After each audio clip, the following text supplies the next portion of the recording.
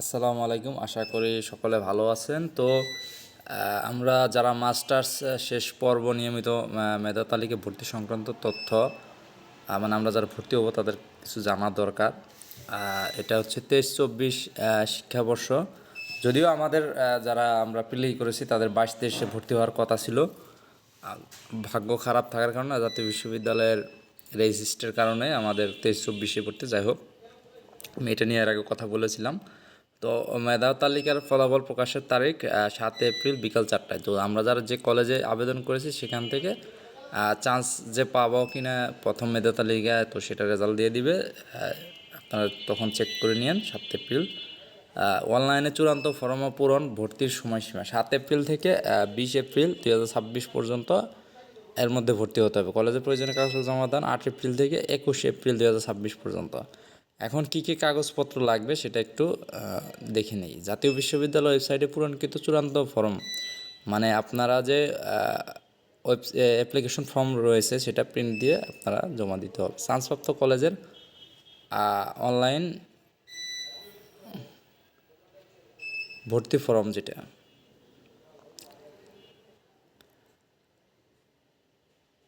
SSC এবং HSC এবং honours masters প্রথম পর্ব প্রিলিমিনারি টু মাস্টার্সের পরীক্ষার রেজিস্ট্রেশন কার্ড, মার্কশিট এবং সার্টিফিকেটের ফটোকপি 2 সেট। তো যদিও আমাদের প্রিলিমিনারি টু মাস্টার্সের কোনো সার্টিফিকেট হয় না, তো এখানে তারা উল্লেখ করেছে, আমি জানি না যেটা তারা কোনো ঝামেলা করতে চাচ্ছে কি না। তো যেহেতু আমাদের রেজিস্ট্রেশন কার্ড এবং মার্কশিট দুইটা রয়েছে, তো আমরা চেষ্টা করবো এটা দিয়েই কাজ চালানোর জন্য। আর যারা অনার্স যারা করেছে তাদের তো সার্টিফিকেট আছেই। তো পাসপোর্ট সাইজের সত্যায়িত রঙিন ছবি 4 কপি, ভর্তি ফি পরিশোধের রসিদ এটা 2 কপি করতে হবে। দ্বৈত ভর্তি নাই মর্ম অঙ্গীকারনামা, আমরা যে অঙ্গীকারনামাটা পূরণ করেছি তো সেটা দিতে হবে। তো এটা এখানে আপনার ওয়েবসাইটে এই প্রথম যে জিনিসটা সেটা একটু মানে কনফিউশন লাগতেছে। তো যাই হোক, এমএসসি বিজ্ঞানে 5,000 থেকে 6,000 টাকার মতো লাগতে পারে। এমএ এমএসএস এমবিএ 4,500 থেকে 4,900-র মধ্যে লাগতে হতে পারে। তো এটা কলেজ আপনার যোগাযোগ করতে হবে। ঐচ্ছিক আইসিটি বিষয়কোড কোর্স নিলে অতিরিক্ত 1,500 টাকা জমা দিতে হবে। তো কেউ যদি আইসিটি নিতে চায় তো এক্সট্রা তাদের 1,500। তো যদিও আমরা আইসিটি আলাদা ডিপ্লোমা করে নিলেই আমি মনে করি বেটার, এখানে কোর্স অ্যাড করে খুব একটা বেনিফিট পাওয়া না যাওয়ার কথা।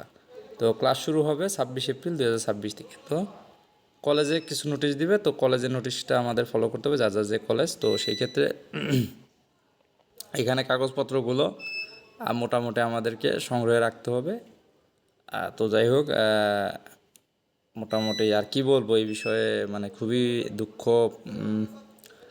ভারাক্রান্ত, কারণ আমরা ন্যাশনাল ইউনিভার্সিটির সবচেয়ে পুরাতন স্টুডেন্ট বর্তমানে, কিন্তু আমাদের অবস্থা খুবই নাজেহাল। তো যাই হোক, উপরওয়ালা তাদেরকে যারা আমাদের সাথে এরকম করেছে তাদের উপযুক্ত শাস্তি বিচার যেটাই করুক আল্লাহ তাআলা ভালো জানেন। তো সকলে ভালো থাকেন, আল্লাহ হাফেজ।